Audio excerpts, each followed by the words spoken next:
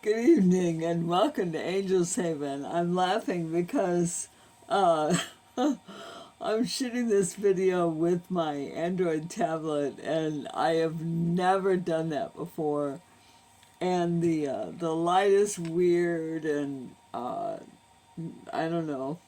It's kind of funny, but I just wanted to catch people, the 498 people, lovely people that follow me on YouTube. I just wanted to catch you up on my life. I see I'm having the frizzy hair halo effect today. You would think by the light, oh, it's the overhead light. Okay, well, we're just gonna have to work with what we got. I'm really tired. So life has been a little busy, busy. I got word that I have to move my shop because they're having some significant problems that can't be addressed with a tenant in it. And I had taken the 6-month lease with the anticipation that we'd renew it for a year at the end of March, and turns out that since she has to do all this stuff to the building, she didn't renew it. So I got that word on February 29th, Leap Day, and I've spent the last 3 weeks looking for a new place in historic Alton. Originally, I was going to have to move at the end of March. The landlady, who's not a bad person, she just is dealing with a 100-year-old building. She gave me a 30-day extension. I don't for sure have a place to move in historic Ileton. I had been offered a spot outside of Ileton. I don't want to go outside of Ileton, although I very much appreciated the person that offered me a spot. And now I'm looking at a place this week that friends have introduced me to, and hopefully it will work out. And I don't want to jinx it by saying anything more, but I will do an updated video on that later. And of course, if you don't know, the shop is called Mubdie's, M-U-B-D-I-E apostrophe S, a creative collective. Mubdi is a Syrian proper name. That's the masculine form of it. It means basically a creative person or somebody who takes something and turns it into something else. So you can follow Mubdi's on Facebook and Instagram. We don't have a website set up yet for technical reasons, but we will. However we end up, we will continue as a creative collective. And I'm pretty sure we will move into another space. So we have the current space until the end of April, and we're having a wonderful time with it. The vendors are doing very well, most of them. We are also now selling live, locally cultivated orchids, which has been a big learning experience for me. Heretofore, my only experience with an orchid was my friend Sheridan Janes brought me an orchid one time when I was in the hospital, and I gave it to my friend Katrina because I was pretty sure I would kill it. I now know that orchids are basically air plants, and they don't like potting soil, and they don't like a lot of water. And there are something like 38,000 species of orchids, or types. I guess species is the right word. But anyway, I've learned a lot about orchids. It's been a little stressful having them in the shop because I had weaned myself off all asthma medications. Say that 10 times fast. And now I have to have a rescue inhaler at the shop because the fragrance of 10 or 15 orchid plants is a little much for my asthma. I stopped taking asthma medication because it made my heart race, and I had to take 2 different kinds of heart medicine. I have SVT, and the one kind of heart medicine was not something that they really want you to take for a long time, so they wanted to take me off of that, and the asthma medication made my heart race too much, so I got off that and just avoided asthma triggers. Mostly my asthma is triggered by chemicals, so so anyway, now I'm back to carrying a rescue inhaler, which is you know, it's a small price to pay for having the orchids in the shop. So anyway, that's what's going on with Mubdies. My house is a mess, so I'm not going to show it to you. I work pretty much 7 days a week now. Still 4 days for a California estate planning lawyer, and 3 days at the shop. And the market here at the park that I run is going to start for the year May 5th. So I'll be pretty schizophrenic. I'd say it keeps me young, but as you can see from my gray hair, it doesn't. I am letting my hair grow, and the reason it's so frizzy, somebody saw a picture of me on Facebook and said, "Oh, I like the frizzy little halo." Well, the reason that I have a frizzy little halo is that I I really curly hair, and sometimes it knots up. And when I get frustrated, I cut the knots out. So that's kind of low rent. Don't tell my hairdresser that I used to have and don't have anymore. But that's the story on that. It's not cute or anything. It's just where I've cut knots out, I guess. Oh, how the mighty have fallen, you might say. My health is reasonably good. Anyone that knows me knows I was going to try leg braces. I think they're called AFOs. They were a monumental failure. They were actually designed to be a monumental failure. They were designed to hold my calf and my ankle joint rigid. I don't really understand why that would be helpful. And the if you want to have a good laugh, look at the Hanger Clinic Antioch location. Antioch, not Antioch Road in Kansas City, but Antioch, California. And read my review. The woman kept telling me these braces really work for people that have had strokes or kids that have cerebral palsy. And I kept saying, I haven't had a stroke and I don't have cerebral palsy, so I don't know why these would work for me, because I don't have either of those 2 conditions. And when I tried to use them, and I told her that they made my ankle joints not work, like they came under my ankle joints like, you know, that, only the other way. And they were rigid, and so I pitched forward because I couldn't bend my ankle. And she said, well, that's deliberate. And I said, why would you deliberately want to eliminate my using my ankle joints?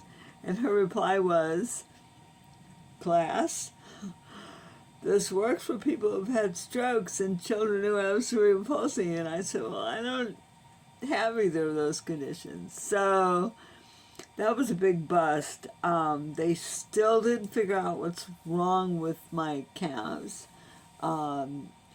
They eliminated everything. They eliminated whatever it was they had biopsied for, inter something or other body, which I've forgotten the name of it now because they said I don't have it, so moving on.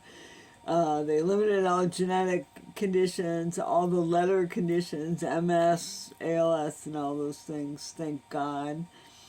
And my calves are still weak and aren't likely to get less weak. So, um, you know, life goes on. Could be a lot worse.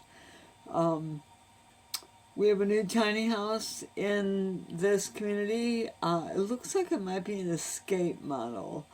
I took a picture of it when I got home tonight. I don't think the woman has moved in yet. It didn't look occupied yet, but it's big. It's a big house. I would say it's probably 13 feet wide, maybe 32 feet long. So just under 400 square feet, which is big. Mine is about half that size. Well, mine is 8 feet wide and 24 feet long. Let's see, tiny house news. My house is fine, except it's dirty. Uh, I have to laugh at my organizational videos. I looked at an old one the other day and I said, and this lasted about 10 minutes and it looked stupid, so I took it down. I think the main thing I need to do is do another layer of getting rid of accumulated things that I don't need, and then clean, really clean. It's hard to clean if there's too much stuff.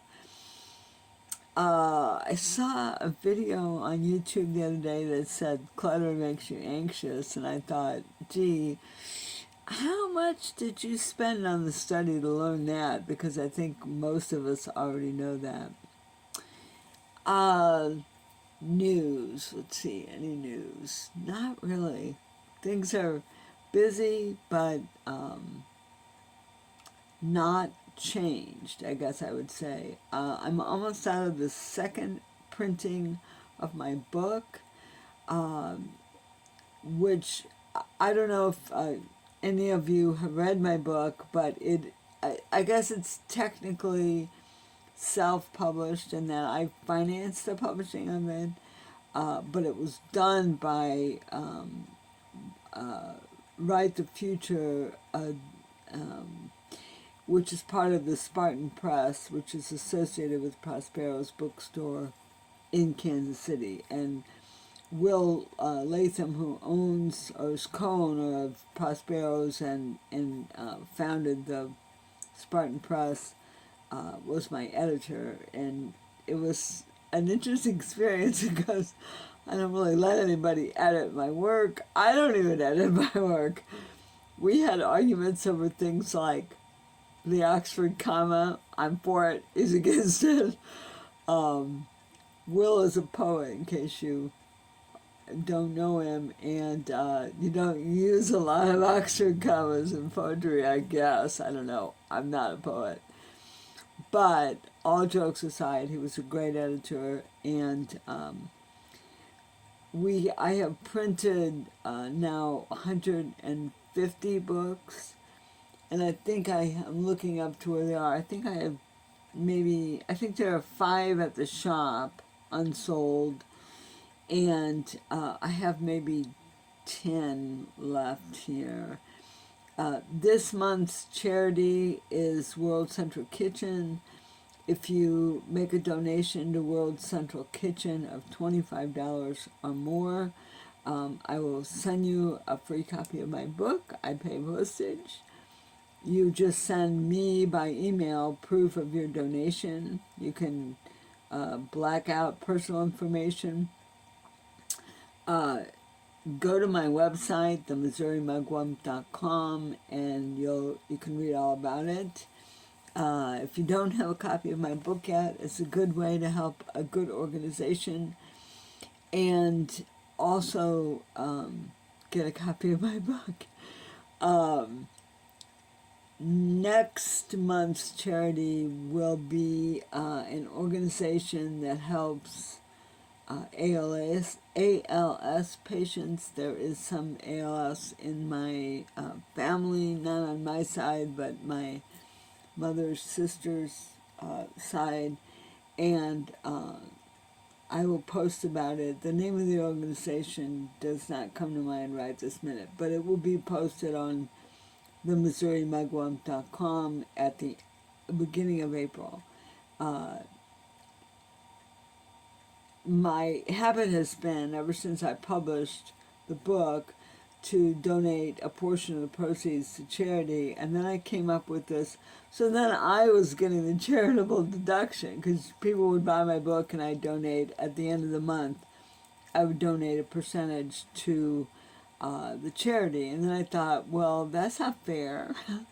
People should get the charitable deduction if it's their money. And then I came up with the idea of, if you make a charitable donation to my designated charity, and I try to make them pretty universal, like nationwide or not like local California. So if you make a $25 donation to that month's designated charity, then I send you a free copy of the book. I'm never going to get rich in any way, shape, or form, and I didn't publish the book to make money. I have recouped, well, I haven't quite.